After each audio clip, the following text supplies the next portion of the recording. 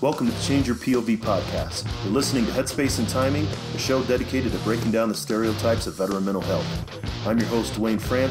Let's get ready to make sure that your headspace and timing set correctly.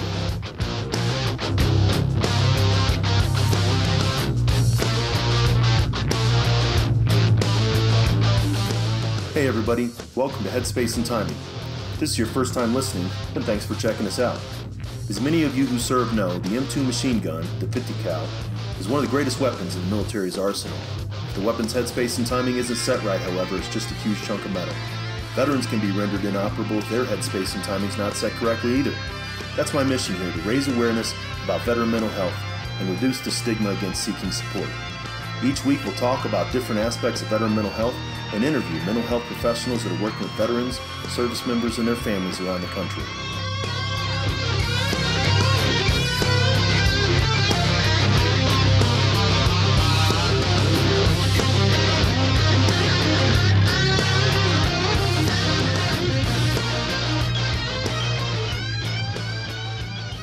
So, hey folks, this is Duane. Thank you for joining us again on the Headspace and Timing podcast.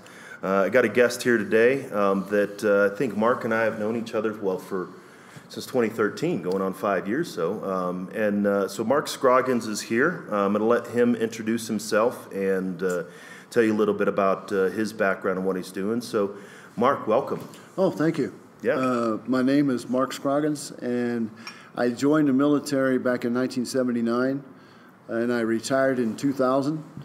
And during that time, I experienced several different traumas that haunted me until I did something about it. It led to substance abuse with alcohol, and I had to save myself from myself. That's just the reality. We need to save ourselves from ourselves. So you weren't a mental health professional when you were in the Army, like me, right? People call us unicorns. We weren't therapists. We weren't docs when we were in the Army. We were some totally different MOS, and then we got out and became mental health professionals. So what was your MOS? I was a combat engineer. Okay. And I was awesome. A lot of times I was an augmentee to a larger unit. My specialty was explosives, booby traps and explosives. And we developed back in Hohensfeld, for the people that know where that's at and spent some time there, we developed different tables for sapper teams. And they could qualify as a sapper team, and that incorporated booby traps, mines, different types of unconventional explosives. That's what I dealt with when I was in the service. You kind of fall into that category of, that Cold War era veteran. I joined in 92, but, getting out before the Colt 9/11 thing, that's something that I see as a professional. Is we focus a lot on Vietnam vets, Gulf War vets, maybe going the way of Korean War vets as far as the forgotten war, and then a lot of focus, of course, now. What are your thoughts on those gap years, that Cold War veterans? Well, I volunteered to go over to Desert Storm, and I served during Bosnia and Kosovo. It's the unspoken war. Mm-hmm. There's a lot of people that don't talk about what was going on over in Bosnia and Kosovo. At the time, I was stationed in Europe under the 16th Engineers. We went over and we found ourselves in a quagmire of mud and literal not the quagmire of the Middle East, but like up to your knees. Yeah, absolutely. Up to your knees in mud, where we had bridges that were destroyed that needed to be. We needed to make sure that we created an opportunity for us to get over the river, and we had some people that got run over. We had some people so there was a lot of things that go on just in the military service itself that can be very traumatic for people. I've had people run over by tanks. Some guys were playing games, and I'm talking about some of my events, so if you just bear with me, it's kind of tough. even now to talk about. But a sprocket off an M60 tank sheared off and flew down through the motor pool and impaled a guy. I was in the motor pool at the time. I was a first responder to him, and he died the next day, even after all of my efforts to try to help him out. What led me into the mental health field was that I found out mentally the struggles that I were having was because I wasn't addressing them. I was avoiding. Talking about it. What has helped me is being able to talk about it. And I needed to make a change. I was drawn to the correctional field and used to enjoy going to work every day and rolling around in the dirt with people that are actually in the prison system. I did that for 5 years as I was going to graduate school and did a lot of introspection, internal reflection of oneself. And I came to find out that I was just as messed up as everyone else. Only they were inside. Yeah, they were in and you were out, but you could have been just as easily one of them. Absolutely. And that led to drinking. It led to a lot of different issues that I needed to address for myself. So a lot of soul searching has led me into the profession that I'm in now, and I try to help others. So you're a licensed professional counselor. You're a mental health counselor, but you're also a master addiction counselor. Correct. Right. So primarily, or not primarily, but your specialty is substance abuse.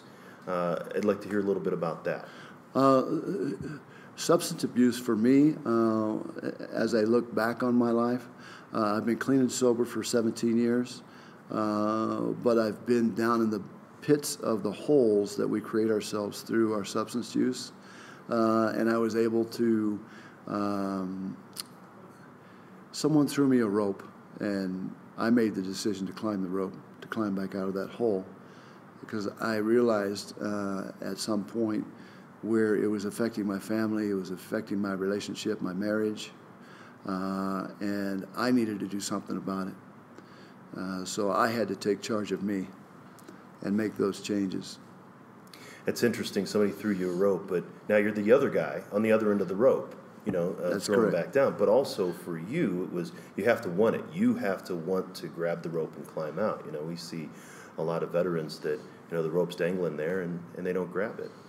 That's part of the avoidance, and I've worked in the Veterans Trauma Court for going on 8 years now, meeting with individuals and just continually extending that rope to them, and they may not want to grab it initially, but when they see, and I can be as genuine as I can be with sharing and disclosing some of my story with them, they soon realize that I was in that hole, and I know what's in that hole. I can describe it.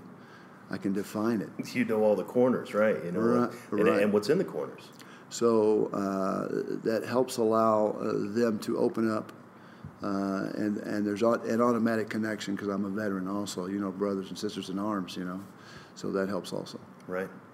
Now, and we talked a little bit before this, but PTSD and TBI, those are the huge ones. Everybody says PTSD and TBI, and we focus on it. But for veterans out there, even for other professionals,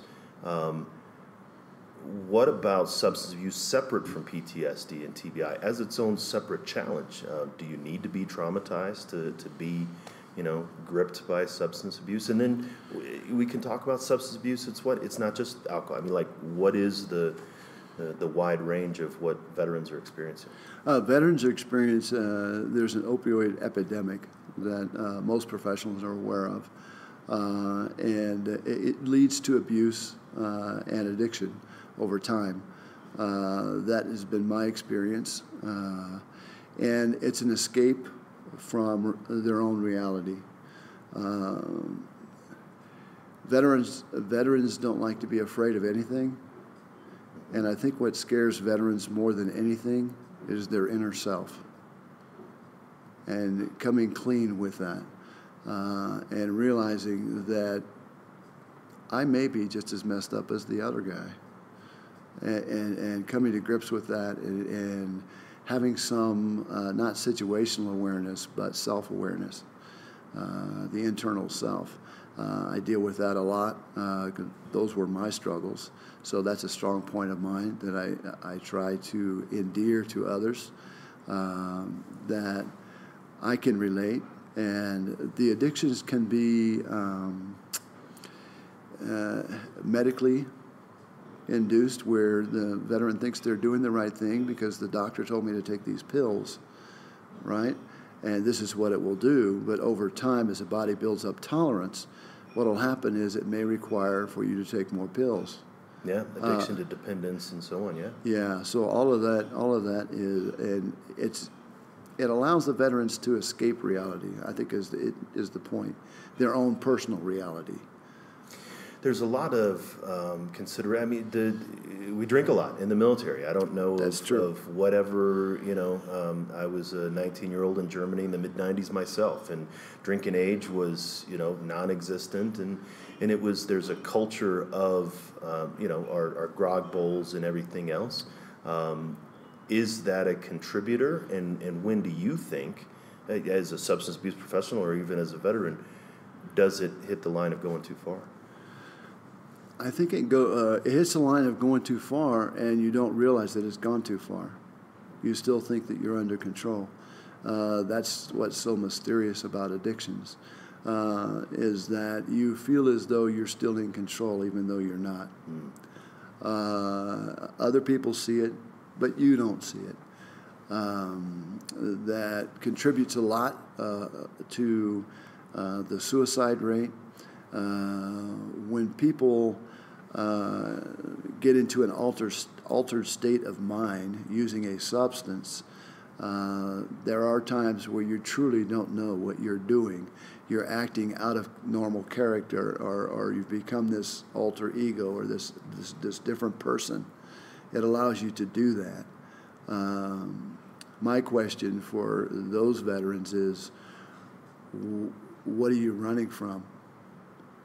And if you never address it, you'll continue to run for the rest of your life. And a lot of times they don't know what they're running from. They, like you said, they don't have that internal self-awareness of, what am I really running from? The shadow that it casts is enough to make me run away, but the actual thing the shadow is casting isn't that bad. One of the basic understandings of human beings is we are creatures of habit. Mm-hmm. So if I have a habit or start to create a habit with an addictive substance, it won't be long before the addictive substance is in charge and I'm no longer in charge. The problem is are you able to realize it at that point? And when you get to an altered state, you really can't realize that. And I find that true with a lot of people that share in the programs that I run. I wasn't even aware of what I was doing when they're in their real self versus the altered state.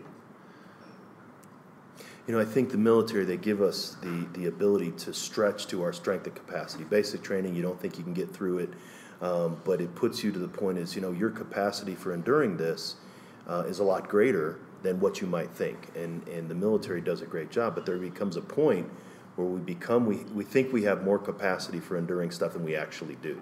Right, we go out the other side, right? Correct. And so we think, okay, it's 3 drinks or halfway down the bottle. I'm in control one step beyond. I'm not aware of my own boundaries of capacity, basically. I see that with especially like you said, in myself and stuff like that, going beyond the pain and hurting. But even with mental health, is they think they have the capacity to endure things and they really don't. It's the same thing kind of in addiction, sounds like. Well, what happens in addiction is what usually puts the brakes on for people that are in addiction is incarceration. They will go and go and go until they do something in the altered state that is illegal. And for a lot of veterans who aren't willing to see that in themselves and seek help, that allows a gateway for us to sort of get those people in and mentor those people and try to work with them to have that level of insight. It's real important initially to allow them to understand their own personal insight, to get them to look inside of themselves. And a lot of times, like you said, that comes from an external place. Right.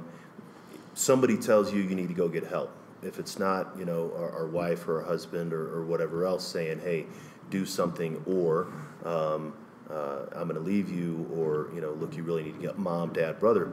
It might be the cop or it might be the judge finally saying that, but it's a external, and what I hear you saying, it's something external that brings the veteran to its own awareness. How can we shift that? It's very difficult to shift because we're creatures of habit. Yeah. It falls back to the creatures of habit. If I can do something to avoid pain, I'm going to do that. Instead of going through, I try to go around. The problem is there is no around in addiction. You have to work through it. So that's and that's interesting. Addiction is any other obstacle, but you think you're negotiating an obstacle. You're going around the pit instead of through the pit or whatever. But like you said, with addiction, there is no other way to conquer the obstacle than to meet it head on. Correct. I've been clean and sober for 17 years, and I'm still afraid of alcohol today. Healthy fear. I mean, and it's that healthy respect of the just like in you as a combat engineer, you probably feared the explosives because you knew exactly the danger of what it was, and it leads to a healthy respect. But the alternative thought is I have to look at myself as less than. Veterans have trouble doing that. Yes. They have trouble with the introspection and looking at themselves as making a mistake as a human being because of this expertiseism that has been ingrained in us. It needs to be 6 inches, not 6 inches and a 16th. Right. Right? I mean, it needs to be exactly. Oh, yeah, exactly. So this expertiseism and being on point and exactly where I need to be and doing the right thing, and all of this is ingrained in us as veterans. And when something happens that goes against the grain, at what point do I become willing to look at that, if it's my internal self, or avoid it by going out and getting caught up in drinking and all of these other things? So that I think that's a big deal because of the guilt and shame that we place upon ourselves for not being perfect. Right. And this is another big thing of it gets a lot more complicated, again, than just PTSD and just TBI, than just trauma that happens. But it's moving from one culture to the other. We're no longer veterans, or we're no longer service members. You and I are no longer soldiers. We're no longer senior non-commissioned officers. We are this weird thing that nobody knows what to do with called a veteran, right? We don't fit in with the civilians, and we're no longer part of who we were, and so there's an identity shift. Well, not only that, the identity shift, but the guilt and shame that we internalize right inside of ourselves for not being on point. Mm-hmm. Yeah. Or being at the top of my game, or being able to understand that thing that you call a veteran, right? And our willingness to kind of get inside and clean up our own castle, right? Right. Most veterans are very good about sharing with other people how they can spruce up their castle. Absolutely, I hear you. And that's an easy out for veterans. But cleaning up your own castle is something that's very, very difficult, and probably the hardest thing that I have ever had to do. I was Drill Sergeant of the Year. I taught at the Drill Sergeant Academy for several years. I've taught all the leadership courses from ANOC to the First Sergeant's course and different things. And I was very driven when I was in the military. Mm-hmm. But it was all about serving my inner ego, which I didn't have as a child. I was a middle child. So as I worked back through my own issues, I have been able to identify those and address those. And that is what is enabling me to manage not only staying clean and sober, but going to CPT programs. And I think the program is like 10 or 12 weeks, and I was in it for 6 months. Because I wasn't willing to let go of some of this stuff that was so close to me. And the most important thing, one of the most important things that I ever learned how to do was to cry like a man. That's interesting. Learning how to allow yourself to have emotion. I think a lot of veterans have emotion, but it's like one of two, right? It's lust or anger or something. You know, he said veterans are familiar with emotion. But they think the negative emotions, love and concern and things like that. It's mislabeled. Right. That's correct. Yeah. So learning, and we as human beings, as we evolve, we learn these processes. And I spent 21 years in the military, so I learned a dysfunctional process. Which was functional while we were in. Right, absolutely. It was environmentally functional, absolutely. But we couldn't transfer that to a different environment. So, how old? Let's see, I was 44 years old before I allowed myself to cry. That's huge. That's huge. Yeah. And sticking to something that wasn't working for me, even though I knew that it was in my best interest. What I did was I did some introspection, and that internal drive to succeed gave me purpose. Service and veterans that have purpose are headed in the right direction. When you were in the military, and you and I were in the military, we had a mission, we had a task, we had purpose, right? Right. So as they transition, or as we transition out of the military, there's a lack of purpose. I found that I had misguided purpose when I first retired, when I was drinking, and I enjoyed going to work at the penitentiary, believe it or not. No, because it fulfilled a need, and you were still able to use that dysfunctional system to do kind of what you were doing before. I was a great fit. Yeah. I was either happy or very angry. Most of the time, very happy being angry. Happy being angry, right. But that was my system. That was a system that's how I was hardwired. I like to address it as being hardwired that way. I don't blame that on the military because it served me well while I was there. Absolutely. But as I transitioned into civilian life, I found that I was unregulated with regards to emotion. So how do you help a veteran get to that point? We talked a little bit about this again before we started recording, but when you get a veteran who's there is like, I'm not going to cry. I see the tissues over there. I don't know why they're here because I'm not going to use them. Sunglasses on all the time. Whatever barriers that are there. How do you help a veteran in your own particular way get to that point?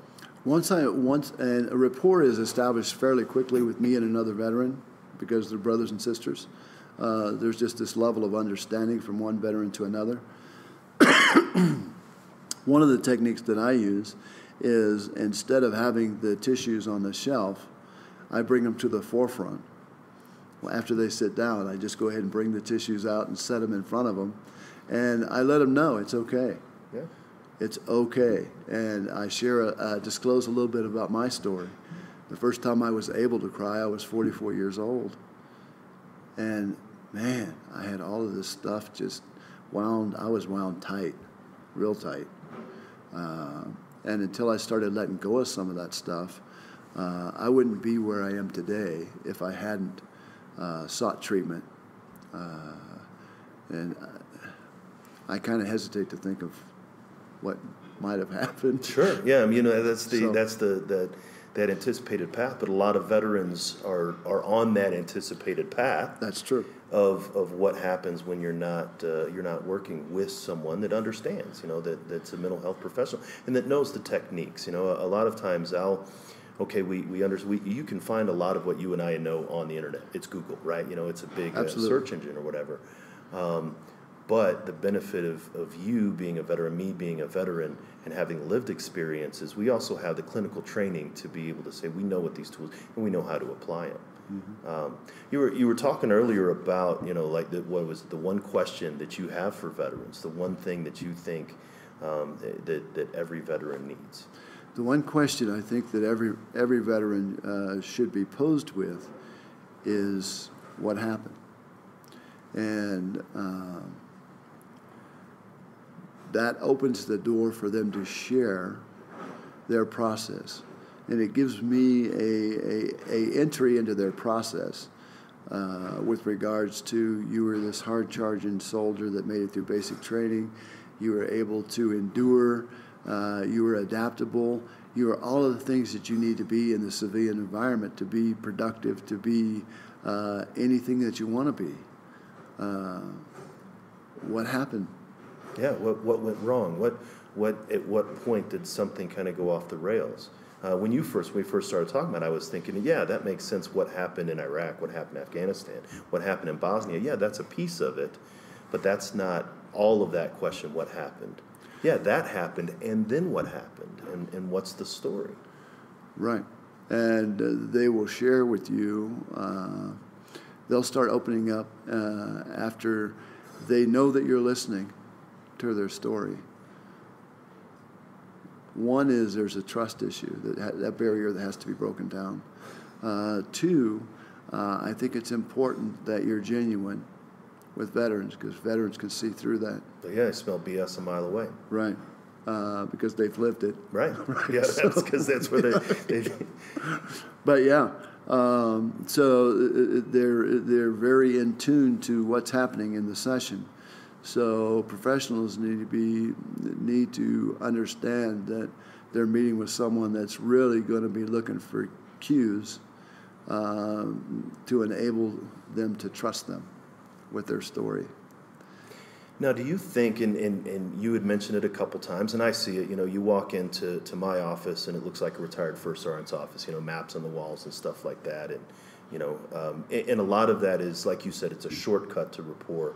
They don't know what's going to happen the first time they walk in that door. They come in, they're like, oh, okay, this guy might, understand what's going on. Do you believe that a veteran can only see a mental health provider who's another veteran? No. What I believe is that you need to share with the veteran that you can be sympathetic, not empathetic. If you're outside the brother or sisterhood, if you're inside of it, you can empathize if you've had similar situations that you've endured. So I think that's real important for that to be very clear. The first thought of the veteran is, I share my story and you can't relate to it. Right, yeah. If you can show sympathy or demonstrate sympathy, that's going to help break down that barrier. I think that's real important. The difference between being able to empathize with someone having a similar situation and demonstrating sympathy to the degree where you understand and want to hear the story. So that's on the provider side, the provider who may not be a veteran, but obviously they're working with veterans, they're concerned, they want to help. What about the veteran side? What about that idea of a veteran saying, well, I can only go see another 11 Bravo, or I can only go see another Marine for my therapist, or whatever. What about that idea on the veteran side? I do supervision for master's level students, and they're not all veterans. Right. So one of the things that I share with them is to be present, be genuine, and that will break down a lot of barriers. They came to see you for a reason. They want to be heard. They don't want to be talked down to or talked to. So the veteran, saying, well, I need to see, if they're not a combat vet, then I don't want to be involved with them or something like that. Where do you think that comes from? I think the trust issue. I got your back mentality. Yeah. And how much of this are you going to share with others? And the confidentiality that needs to be clearly understood, that you're going to guard that, or the veteran needs to believe that. I think the reason why it took me so long to get through my PTSD issues and process, I had some skewed thoughts with reference to the person that I saw wasn't a veteran. It was a doctor out of Salt Lake City, Utah. And she broke down those barriers just by being present. And we really didn't get into anything until after I had been seeing her for like a month or a month and a half. Yeah. So I really, I was very hesitant to share my story and the different events that I experienced when I was in the service. But then I became comfortable with her. I had some of those same doubts, some of those same thoughts. There's no way that you can connect to this.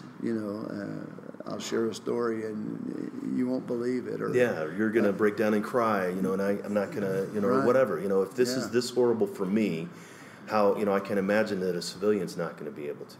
And those sound like barriers. Well, not only that, but I had an internal barrier in that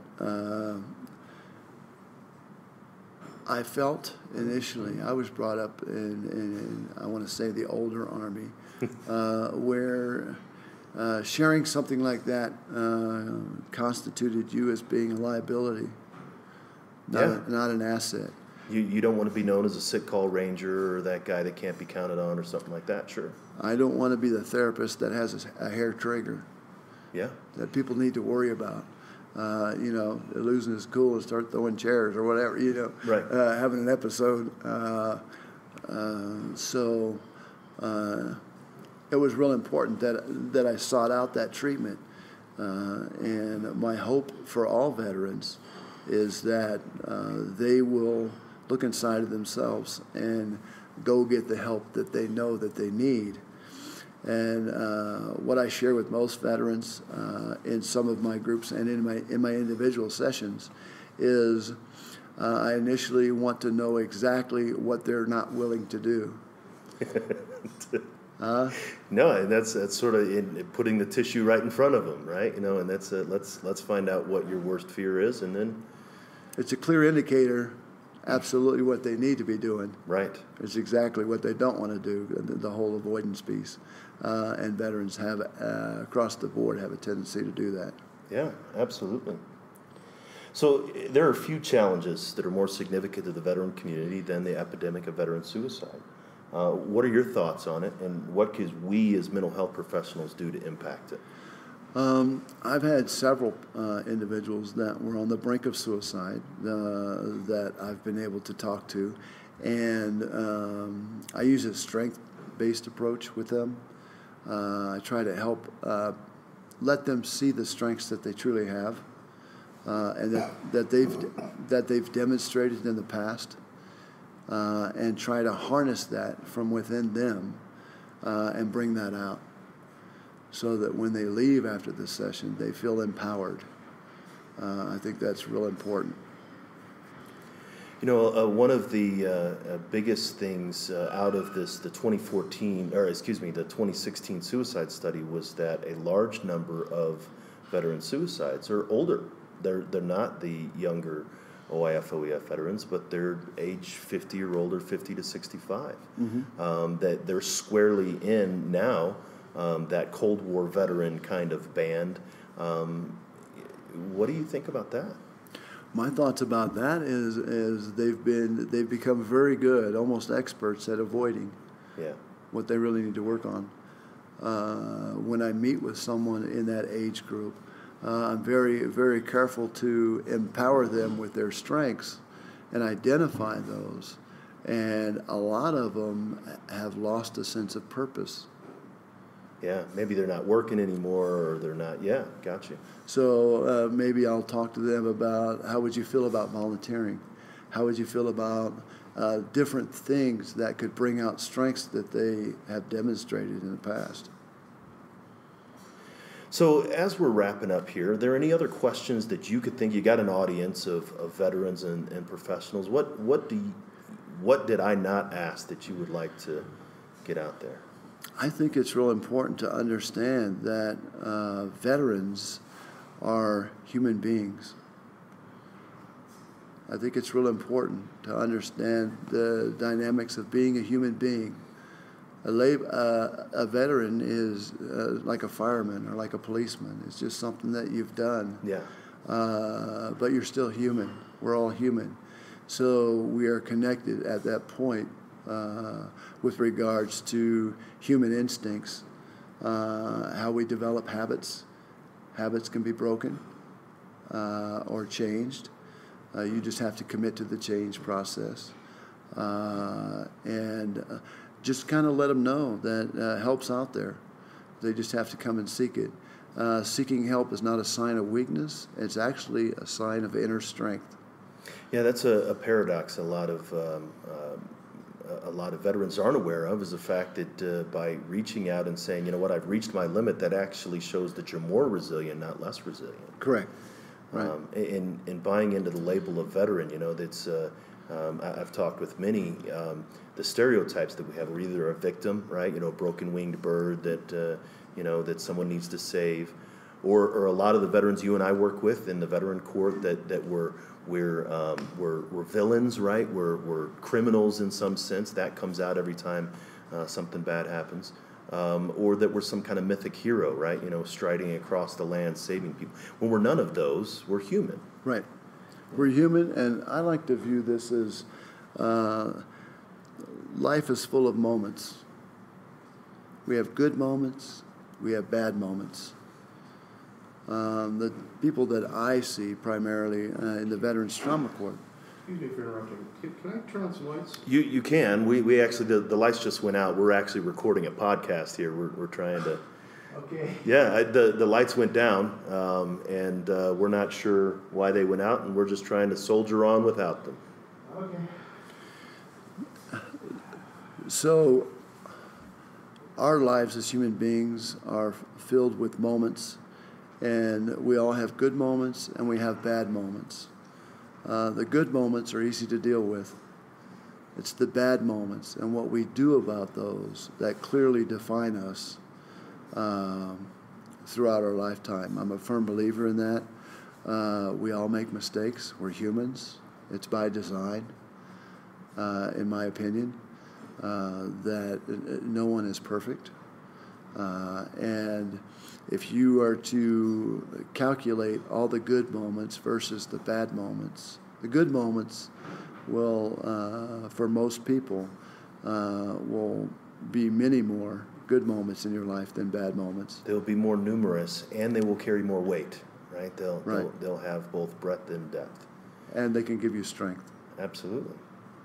So if you had a veteran, right, you know, somebody walks up to us and sitting here saying, okay, why should I bother? Why should I go to a shrink? Why should I go see a therapist? I'm fine. There's nothing wrong with me.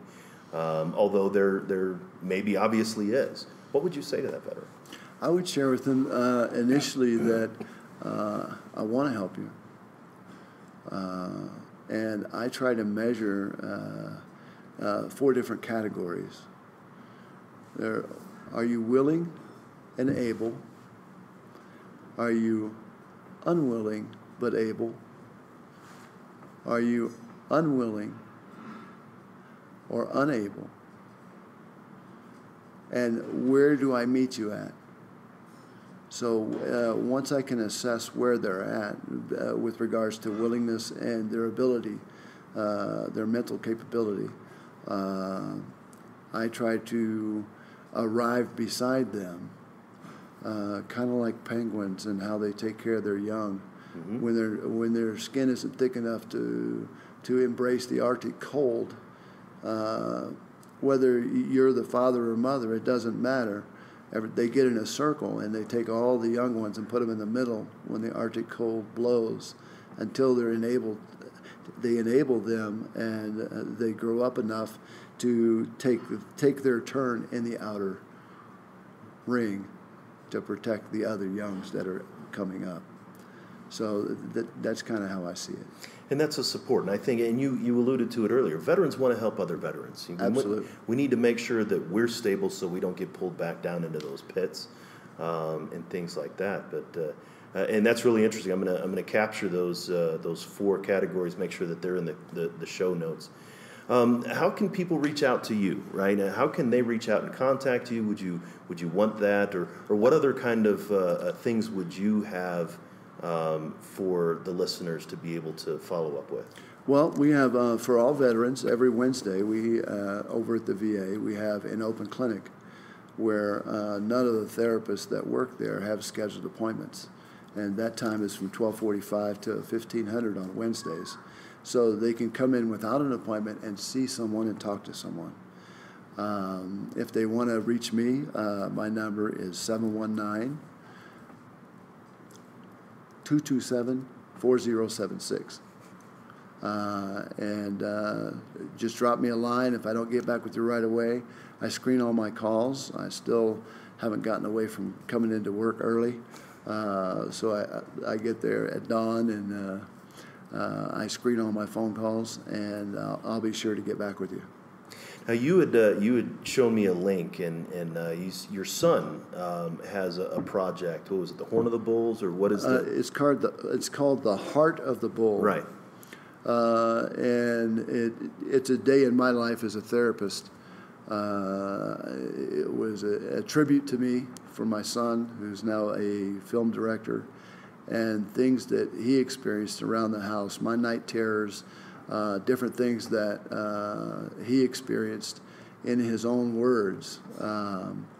He wrote, directed, and also did all the cinematography for this film, and it was selected at the AMA Awards this year as honorable mention. And if anyone would like to see it, I think that you'd be able to relate to it. Just being a soldier or veteran, several veterans have come back after they viewed it and made comments to me about how powerful it was for them to know that they're not alone with regards to having night terrors and things like that. That's great, and I'm going to make sure the link of that is in the show notes too, so that we can get that out as wide as possible. Well, I appreciate you taking the time today, Mark, and look forward to, obviously, you and I continuing to work together, but hopefully this has been helpful. Absolutely. Thank you so much. Absolutely.